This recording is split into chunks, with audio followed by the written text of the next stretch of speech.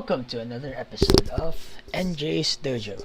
Today in the Dojo, we will be talking about gravitation. Now, gravitation is a very important concept that most of us seems to distraught.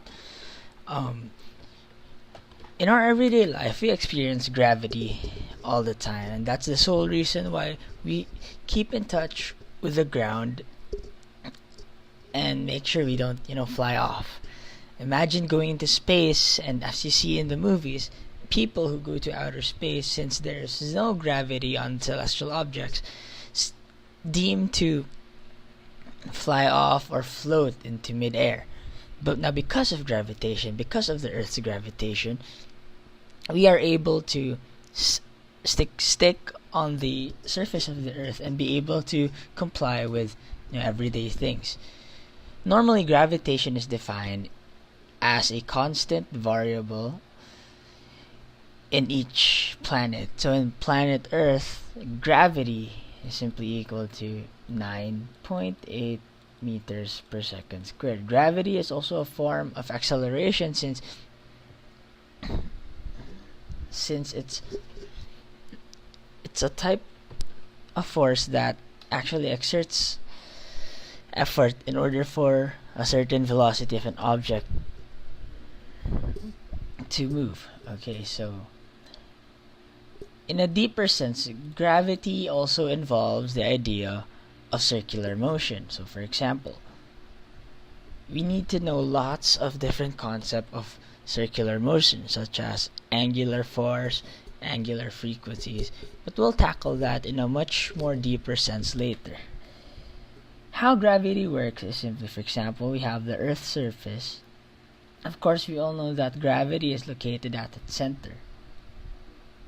And as we all know, the Earth moves in a circular manner. There.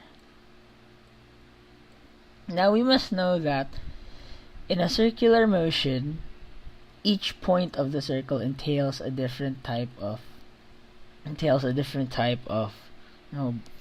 free body diagram. So for example, I'm at this point. It's actually the velocity, the tangential velocity, we call that tangential velocity, is actually pointing there towards outwards of the circle in a form of a tangent. That's its tangential velocity. And we all know that the force applied on this point in time for the circle always points to the center of the circle, or the center of the mass, because of gravity. And it's the same for all points of the circle that constitutes to the revolution or the rotation of the ideal mass. Now basically, gravity is everywhere, and we need to understand this concept in order for us to truly grasp the idea of gravitation, or how circular motion compels society or everyday physics. Okay, another important component of gravitation or circular motion is the idea of centripetal acceleration. Basically, for a circular motion, the acceleration vector has two physical components. The first results from the change in speed and points in the tangential direction. So if I were to draw it clearly, a while ago we discussed how each point of the circle has different velocities and concurs to different directions. So as stated a while ago, the first component points to its tangential direction. Okay. And this stems to a second, which comes from the continuous change of direction of the velocity vector and points in the negative radial direction towards the center of the circle. Okay. As stated a while ago. Okay. However, this second component is present even if the circular motion proceeds at constant speed. If the angular velocity is constant, then the acceleration is basically zero. but the velocity vector still changes direction continuously as the object moves in its circular path. This is because that there is an acceleration that changes the direction of the velocity vector without changing the magnitude, and this is known as the centripetal acceleration. And this is defined in the equation A sub c is equal to velocity times angular velocity, or it would also be equal to velocity squared over radius of the circular object, or it could even be angular velocity squared multiplied by the radius.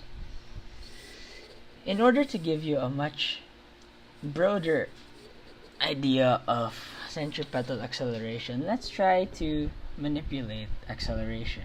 Okay, so for example, we've got this object, and let's say the circular motion is indeed accelerating. So that would mean, and that would mean that acceleration would be greater than 0. So of course, if you have the center, we have a point in the circle whose velocity will always point in its tangential point, and of course we have its another component that points to the center of the circle. Okay, now because of centripetal acceleration, we know that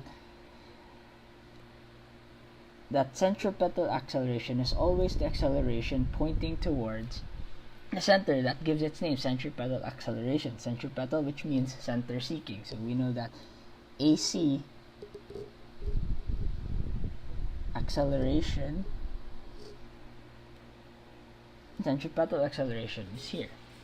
And since the acceleration is greater than 0, its acceleration is also towards the acceleration based on tangential velocity.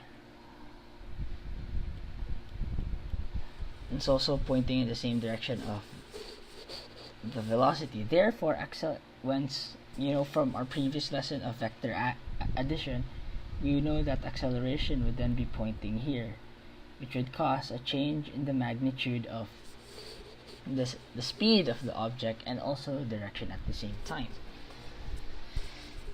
So another example would be when the acceleration is simply equal to 0, or if the speed is constant. Now, because of centripetal acceleration, the circular path, the point in the circular path will always change direction. And okay, let me change so we've got A is equal to 0.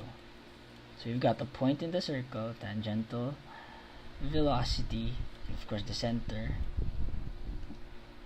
where the centripetal acceleration is pointing to. Now since there's no acceleration, so meaning it's at constant speed, only the centripetal acceleration will be the only acceleration present in the system, for it does not change the speed of the object, but rather simply the direction, and it's constant when it goes here. So for example, it's here, it's the same thing as the magnitude of this vector is the same as this vector throughout the circle because the speed is constant. And finally, we have another type of acceleration when it's less than 0. That would mean it's actually this losing speed or slowing down. So again, point in circle, center, so we've got the centripetal acceleration pointing to the center, and of course the tangential velocity. So we know that the acceleration will always point to the centripetal acceleration will always point to the center. And now this time, since it's actually slowing down and the acceleration based on tangential velocity is actually losing speed, so it points up the opposite direction there. And this is your acceleration based on tangential velocity, and that would mean the resulting vector would accelerate here with your final acceleration. And that's basically the idea of centripetal acceleration, and that causes mainly the change of direction of the circle of an object that would relate to the circular motion of the object. Okay, so let's try a problem revolving around centripetal acceleration.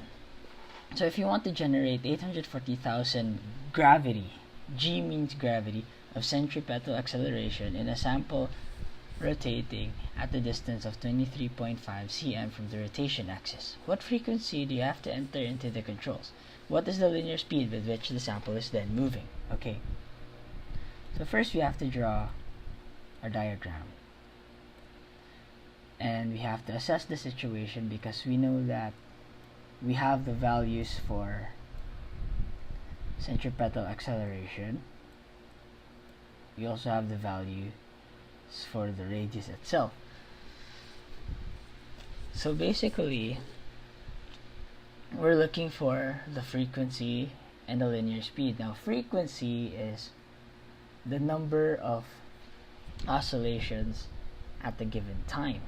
So basically, we can relate that with angular velocity. Now, as we try to assess the problem, we should understand that centripetal acceleration is given by the equation AC is equal to angular velocity squared times radius. And again, as I mentioned, we can relate angular velocity with frequency because angular velocity is simply equal to 2 pi f, which was present in a previous video. So now we can plug in variables. We know that AC would then be equal to 2 pi f squared multiplied by radius. And since we're looking for frequency, we can derive the equation for frequency as frequency is equal to 1 over 2 pi multiplied by the square root of the centripetal acceleration over radius. Now that we have that, we can plug in variables. So frequency is equal to 1 over 2 pi multiplied by 840,000 times gravity, and most people would mistake G as grams, but for this case it's gravity, so we multiply it by 9.8 meters per second squared. Okay, and that's over radius, and since the radius is given as 23.5 centimeters, you have to convert it to meters in order to adhere to the protocols of the equation. So it would then be 0.235 thousandths, okay, meters. Okay, so now that we've got that, we can calculate frequency as 942 seconds to the power of -1, and that, as you convert it to RPMs, rotations per minute, that would be equal to 56,500 RPM. And basically that's how you get the frequency of the problem. Now the second question is asking for the linear speed with which the sample is then moving. And then we have to take into consideration the kinematics, the things we've learned before. So now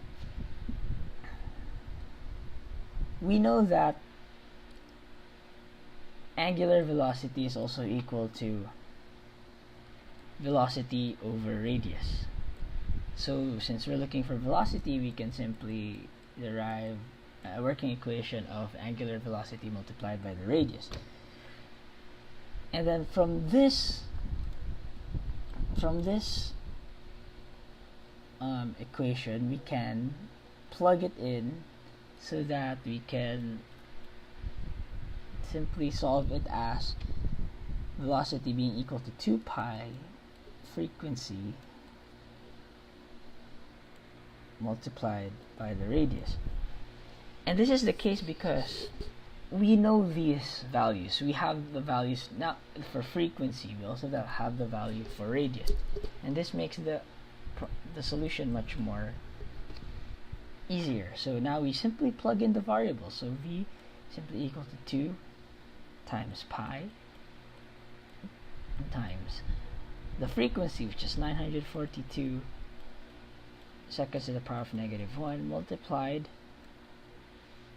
by the radius 0.235 meters. And once we try to calculate that, that would be equal to 1.39 kilometers per second.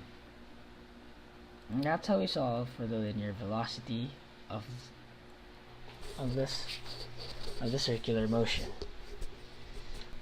Another important component of circular motion we have to tackle is centripetal force. Now, centripetal force is defined in the variable Fc.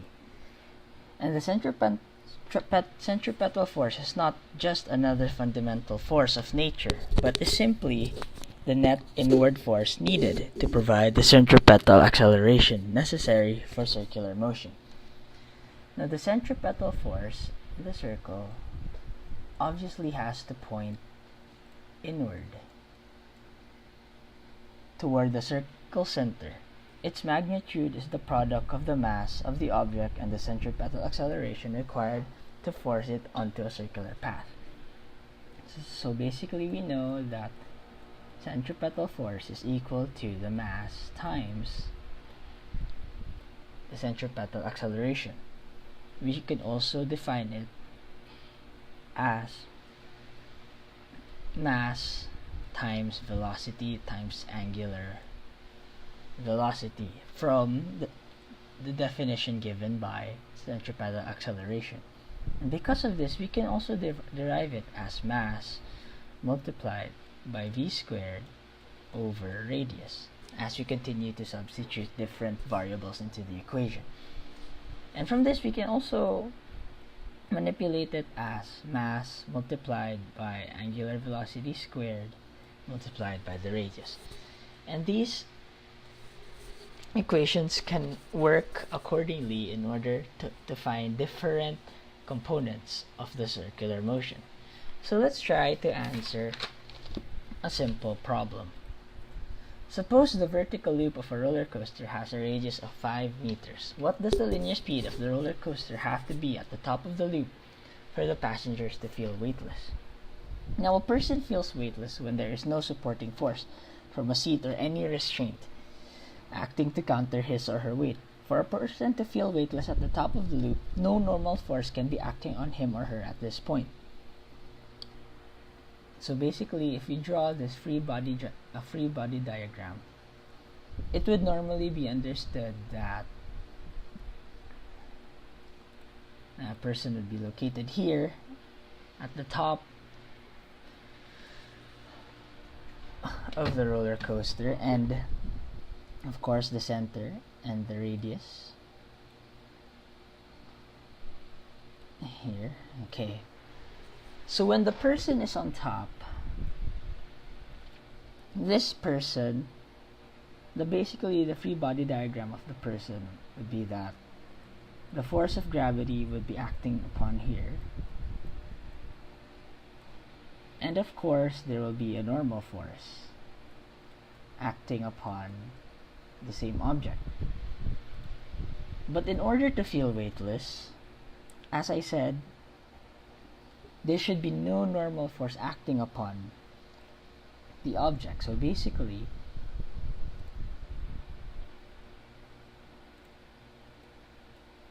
the person has to be at its utmost force of gravity without the influence of the normal force. Now, how do we achieve that ideal? So, the force of gravity and the normal force acting on passenger in the roller coaster at the top of the loop are pretty much shown here. And the sum of these forces is the net force, which has to equal the centripetal force in a circular motion. If the net force, which in this case is the centripetal force, is equal to the gravitational force, then the normal force is 0 and the passenger feels weightless. So basically, we just have to state that the net force is equal to the centripetal force, and that the net force is the sum of the normal force and the force of gravity. So we basically declare that the centripetal force is equal to the net force, which is also equal to the force of gravity plus normal force. And for the feeling of being weightless at the top, n has to be 0. So just cancel that out. So basically, each one of these components basically equals to one another. So now we know that the force of gravity from our previous videos is mass times the value for gravity. And then for the magnitude of the centripetal force, from the previous slide we've tackled, we know that centripetal force is equal to mass times centripetal acceleration. And through that, since we need the linear speed of the roller coaster, we can use its derivation of mass times velocity squared over radius. Okay. So now that we've got that covered up,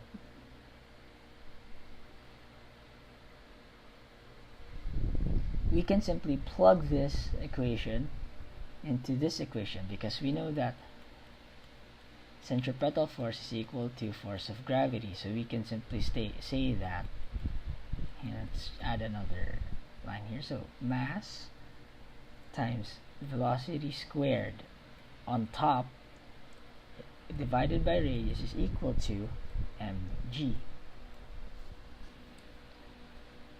Again, so as we play with the variables, we know that mass would simply be cancelled out, and we simply get a working equation of v is equal to the square root of radius times gravity. So with this working equation, we can simply get the linear speed of the roller coaster on the top of the loop for the passengers to feel weightless, since centripetal force is equal to force of gravity having no normal force acting on the object. So we finally plug in the equations. Let me use a different color. So now we're looking for v, and that's equal to the square root of the radius, 5.0 meters, multiplied by the force of gravity, 9.81 meters per second squared. Okay, so we get that velocity would be equal to 7.00357 meters per second, and since we're looking for precision, we can simply round it up. So velocity is equal to 7.00 meters per second. And that's how you get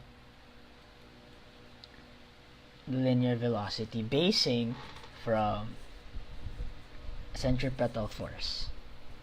Okay, now that we've tackled a lot of the basic concepts of circular motion, we are now ready to immersify ourselves in gravitation, specifically Newton's law of gravity. Now, Newton's law of gravity is basically the foundation of many gravitational equations. Okay, so up to now we have encountered the gravitational force only in the form of a constant gravitational acceleration.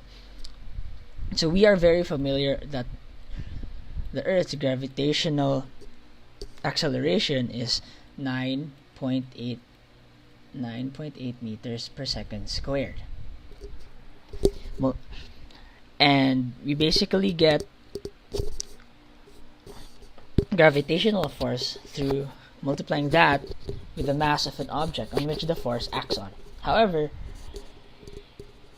there are many instances of defying gravity, such as seeing astronauts run or act on the moon. You notice that there's really lesser force of gravity present.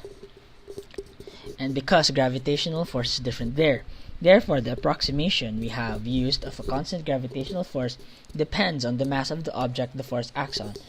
Cannot be correct away if the said action is not on the surface of the earth. The general expression for the magnitude of the gravitational interaction between 2 point masses m1 and m2, two different interacting masses or objects at a distance r is equal to the absolute value of the second radius minus the first radius from each other. This stems to the equation of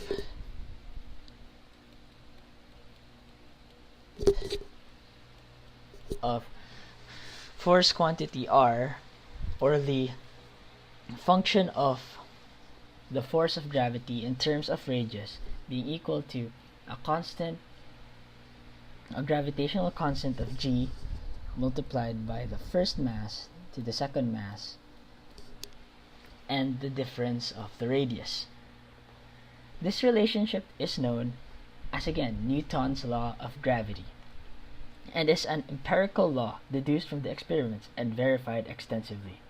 The proportionality constant g is called as the universal gravitational constant and has the value to 4 significant figures, which means g is equal to 6.6738 times 10 to the power of negative 11 newtons times mass squared over kilograms squared. So let's try to answer another simple problem using Newton's law of gravity. Okay, suppose you live in the Midwest of the United States. You see the moon and the planet Mars. Your mass is 85 kilograms. What is the force of gravity on you due to the celestial objects? Okay. So of course, considering that the mass of the moon and Mars isn't given, we had to search for the values of these certain celestial objects. So the internet would say that the mass of the moon would be equal to 7.35 times 10 to the power of 22 kilograms. And the mass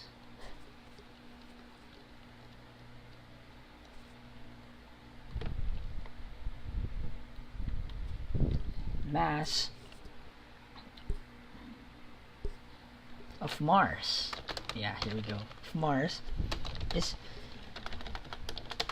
6.4 times 10 to the power of 23 kilograms.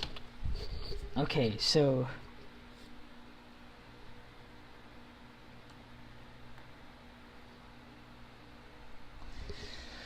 other than that, we also need to search the distance from yourself to the certain celestial objects. So distance of the moon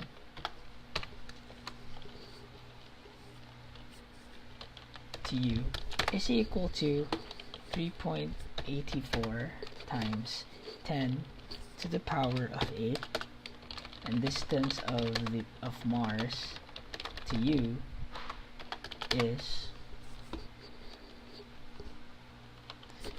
136 million kilometers. Or we can simply write it down as 1.36 multiplied by 10 to the power of 11. Okay, so now that we've got these lacking variables, we can now solve for the force of gravity on the two celestial objects acting upon us. So first we begin with the moon.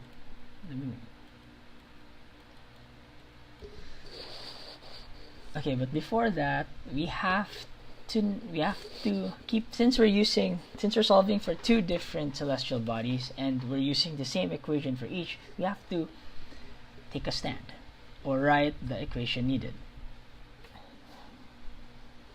So again, we know that the force of gravity is equal to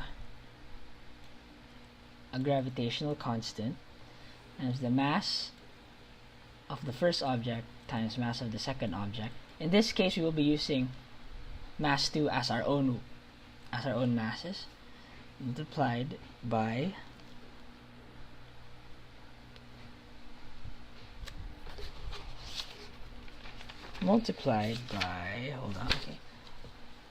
r squared. Okay, this is a correction from the previous example. Here in Newton's law of gravity, we have to put squared here. That's one mistake I've committed. Okay, so now that we've corrected that, we can now use it to solve this problem. So we have this equation and we have to solve these two the force of gravity for the moon and planet Mars using this equation. So for the moon, we have the force of the moon is equal to gravitational constant times mass of the moon multiplied by mass, like my own mass, divided by radius squared. So now we try to plug in variables. So the force of gravity of the moon, we know that gravitational constant is simply 6.67 multiplied by 10 to the power of negative 11, and multiply that to the mass of the moon, which is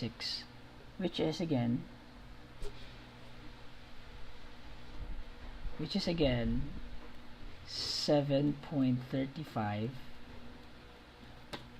times 10 to the power of 22, and then we multiply that to our own mass, which is 85 kilograms,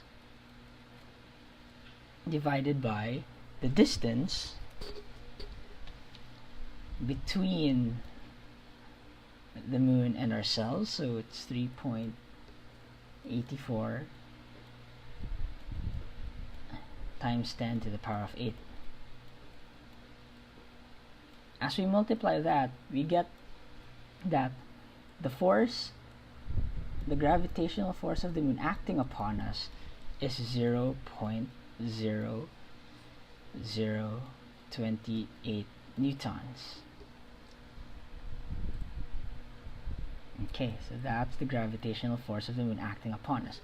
Now to solve for Mars, it's pretty much simple. It's just that you just simply change the variables. So now we've got this. We simply change it to F Mars is equal to 6.67, which is the universal gravitational constant, times 10 to the power of 11, multiplied by, since the mass of Mars is 6.4, so there we have to multiply it with 6.4 times 10 to the power of 23, and then we multiply that with our own mass, 85 kilograms, divided by the distance between planet Mars and us, which would be 1.36, times 10 to the power of 11. Now, as we multiply for that, we get that the gravitational force of Mars acting upon us is simply equal to 2.0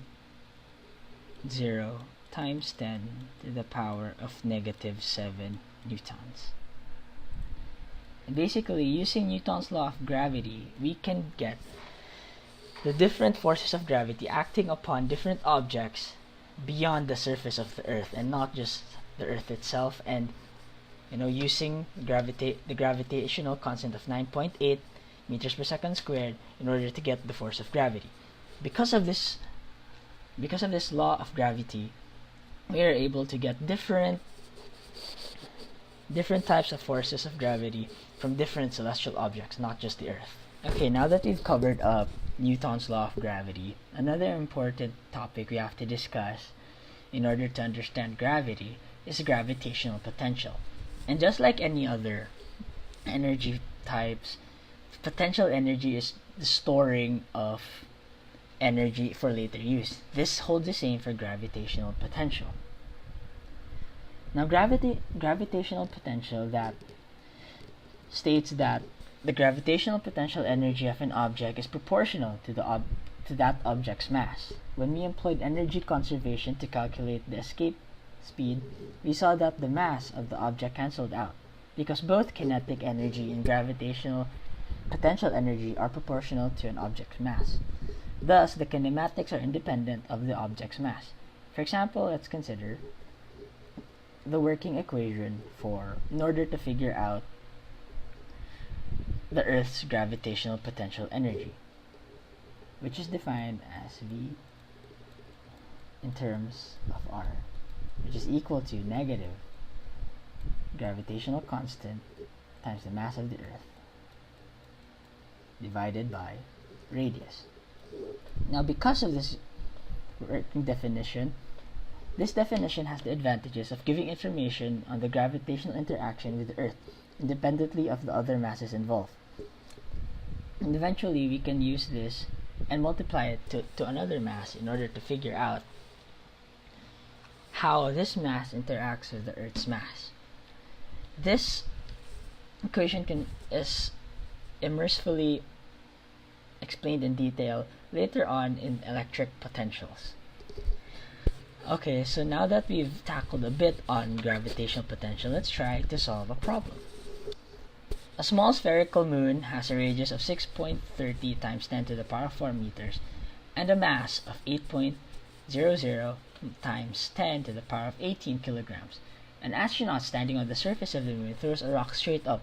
The rock reaches a maximum height of 2.20 kilometers above the surface of the moon before it returns to the surface.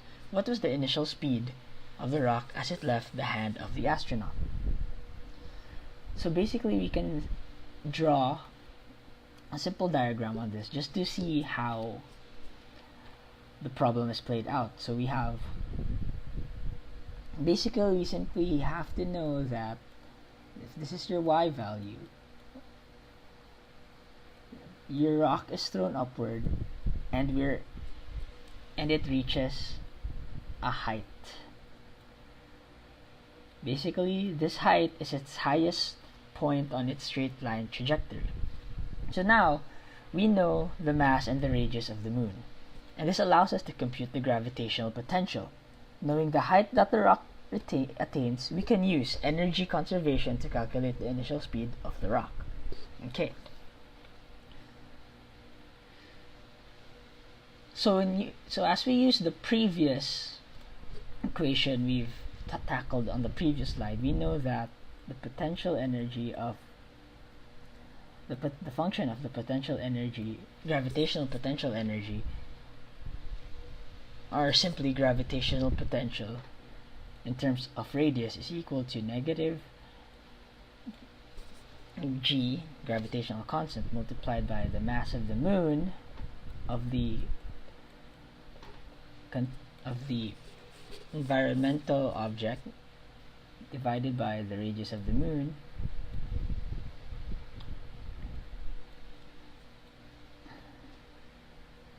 and we multiply to the mass of the rock. So we denote m as the mass of the rock, m moon as the mass of the moon, and r moon as the radius of the moon. So now the potential energy at the top of the trajectory is basically adding more to its radius. So that means the function has to change from the gravitational potential r moon plus h. That's a plus sign, sorry, and this is an h. Let me just erase it. Okay, h is equal to basically the same equation, but we simply add h, since the rock was thrown upward. Okay, so aside from that, since we're using the conservation of energy to solve this problem, you should also note that the kinetic energy based on, in terms of our moon, of the radius of the moon, is equal to same equation as before, 1/2 times mass times velocity squared. Okay, at the top of the rock's trajectory, which is k r moon plus h, which is the height, obviously the kinetic energy is 0, because as from the previous video, we know that energy is conserved, and since at this point the rock is at its highest displacement, that would mean all energy is stored, and the gravitational, and it's known as gravitational potential, since eventually at the point after that point of time, it will immersively go back down to the surface of the moon. Okay, so now we can identify, we can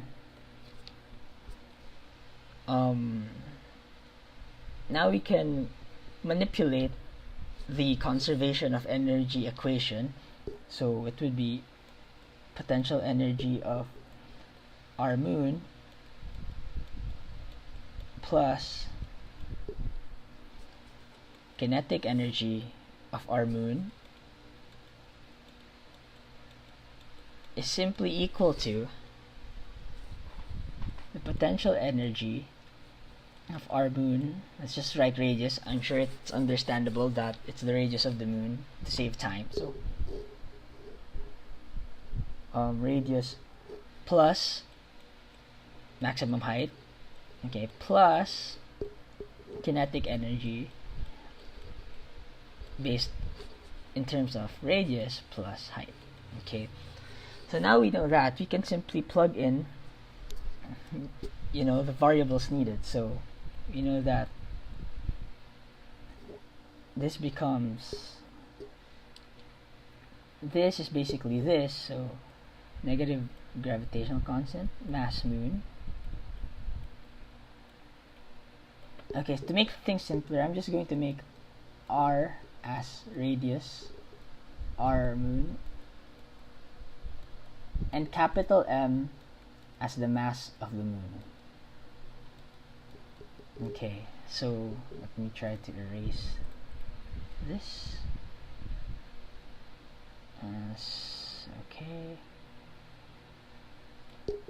Okay, here we go. So we've got negative gravitational constant times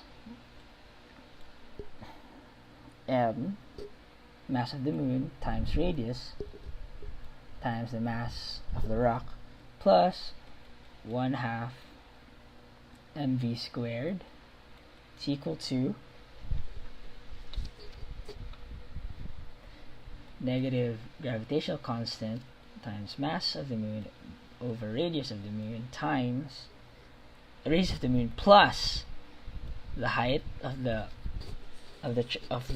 thrown rock times mass of the rock. And now, since again this has to be 0, since At this point in time, the rock is at its highest point, so all energy is potential.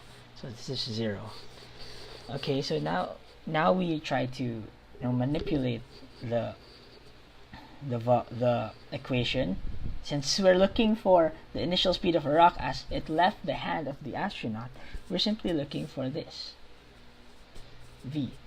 So as we rearrange, there are some variables that get cancelled out, so we inevitably end up with the equation velocity times 2 times gravitational constant times the mass of the moon multiplied by 1 over radius of the moon minus 1 over radius of the moon plus the height. Okay, so now that we've got these variables, we can now substitute everything we've got based on the question. So since we need more space, I'm just going to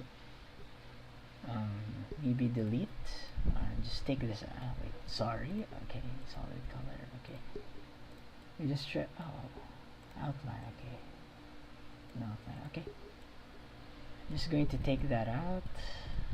Unnecessary. Okay, but I'm not going to take this equation out because that's the equation we actually need. So now I'm going to type it in. Now I'm going to plug in variables. So v is equal to 2 multiplied by gravitational constant 6.67 times 10 to the power of negative 11 multiplied by mass of the moon 8.00 times 10 to the power of 18 multiplied by 1 over 6.30 times 10 to the power of 4 plus the same thing. Let's put a bracket here to make it more specific. 1 over 1 over 6 point, let me erase that, 6.30 times 10 to the power of 4 plus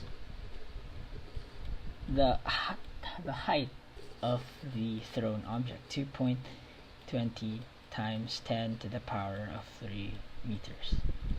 Okay, so once we calculate that, we inevitably get the velocity being 23.9078 meters per second. And that's how we get the initial speed of the rock as it left the hand of the astronaut. Finally, the last thing we will discuss in gravitation for this tutorial is Kepler's Law.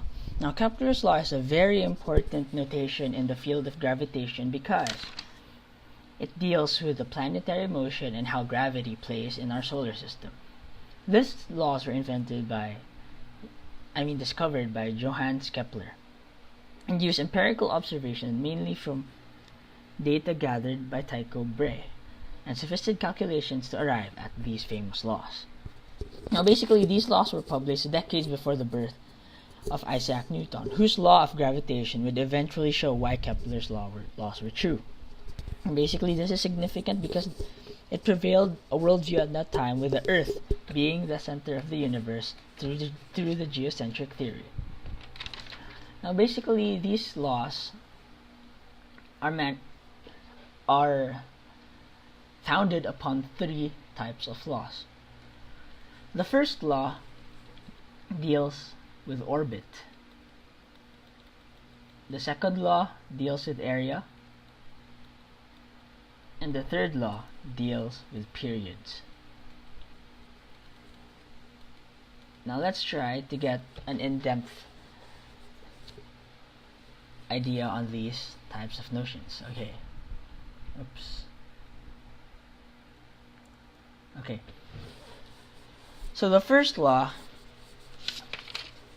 states that all planets move in elliptical orbits with the sun at one focal point. So if we were to draw this,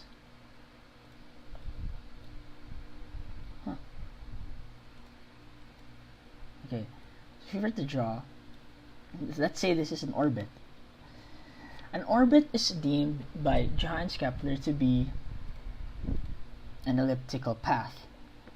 And since the sun is at the focal point, it's not necessarily a circle but instead an ellipse. So let's say if this is the sun and this is a planet. So a planet revolves around the sun in an elliptical orbit. So there are many parameters used in describing ellipses and elliptical orbits. So for example, the radius of this is one radius from the planet to the sun, and the other radius does not connect the planet or the sun, but instead the planet to a second focal point. We all know that the sun is the first focal point, and the second point is what radius 2 connects the planet and the second focal point. Now focal point 1 and focal point 2 are separated by 2c, and that's a distance, and when you cut this into 2, there will be 2 equivalent c's. Now for each point in the first law of Kepler, it deems that the first radius plus the second radius is equal to 2a. And what is 2a? 2a is actually the width of the elliptical orbit, while b is the vertical component or length of the elliptical orbit. Inevitably, because of this, we now claim to have the perfect equation for ellipses, which would be x squared over a squared plus y squared over b squared, which equals to 1. And because of this, we now know how to solve for different components of ellipses, not just only for elliptical path of planetary movement, but also elliptical shapes of every physical quantity in our entire world. So another law deals with areas. Now areas is what compromises Kepler's second law, because he states that a straight line connecting the center of the sun and the center of any planet sweeps out an equal area in any given time interval. So for example, we have a circle.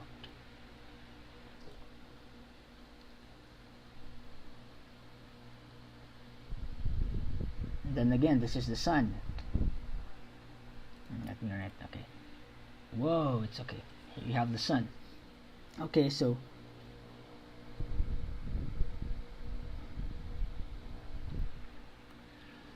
basing from the previous law, let's say a planet is here and a planet is here, and of course, let's say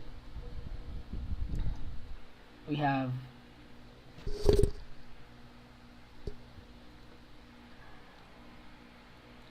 let's say the planet's radius is here for a certain period of time,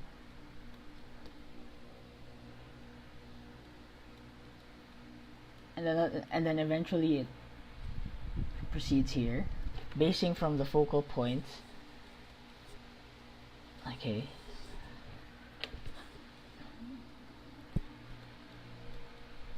Okay, so this is at the initial time, then eventually the planet moves to another position in a point in time. So basically this comprises of one area.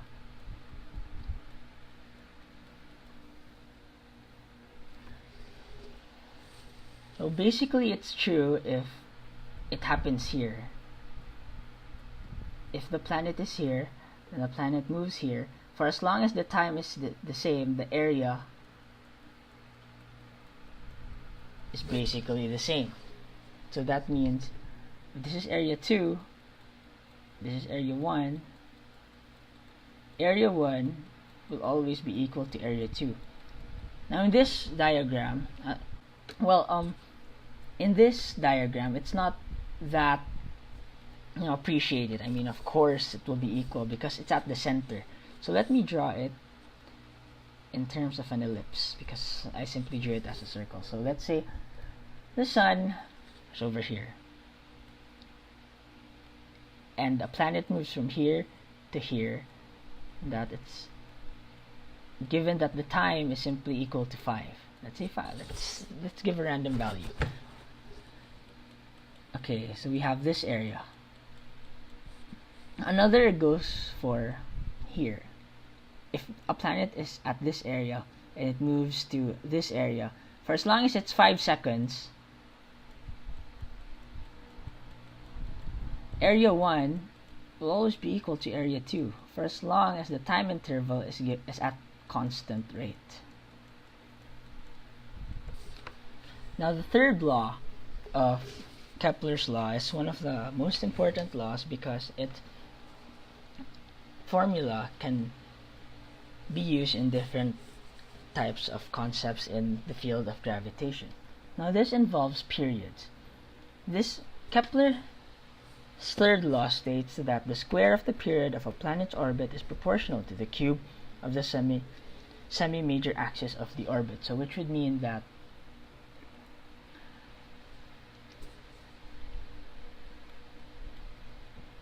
the square of a period over the cube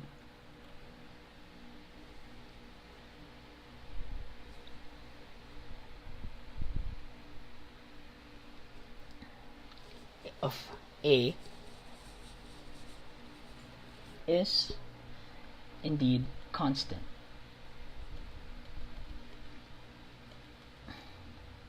This proportionality constant can be expressed in the terms of the mass of the sun and the universal gravitational constant, which would mean T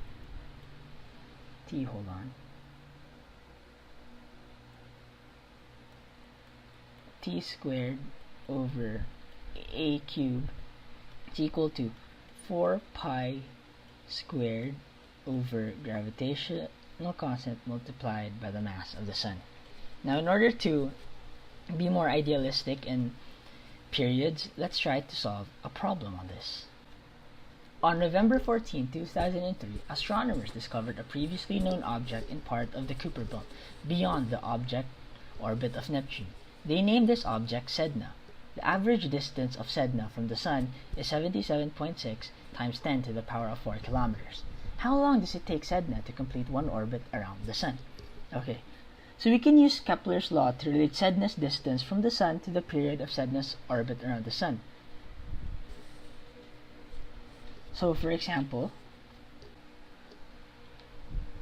so we can relate the orbit of Sedna to the known orbit of the Earth using Kepler's third law, which was T squared, which we will take from the Earth's period over A cube of the Earth. Remember, A here signifies the radius of the orbit. Okay, so we equal it to squared Sedna, the period of Sedna, over the radius of the orbit of Sedna.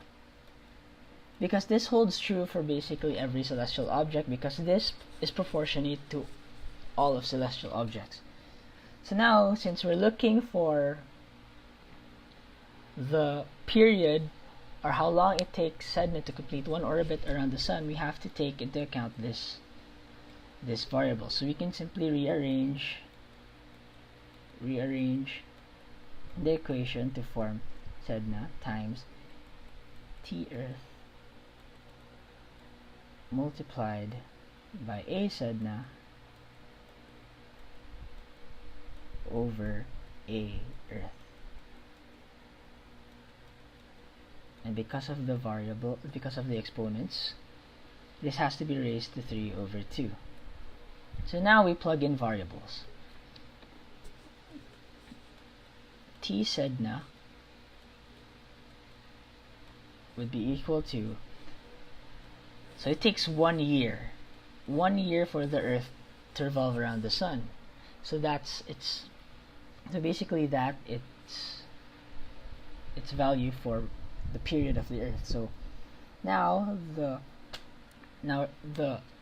radius of the orbit of Sedna is 77.6 times 10 to the power of 4 kilometers. And since it's known that the radius of the orbit of the Earth is 0.150 times 10 to the power of 9, we can simply plug it in. And once we try to solve this equation, we get the answer of 12,018 years. So we round it up to significant values. That would be T Sedna. It would take Sedna to orbit around the Sun basically 1.2 times 10 to the power of 4 years. And that's how you use Kepler's third law in order to answer different questions revolving around planetary motion. So that's it for today for the Dojo. Please continue to look through different tutorial videos to learn about the ideas of physics and its concept revolving around human society. So basically that's it for today. Thank you so much. Good day.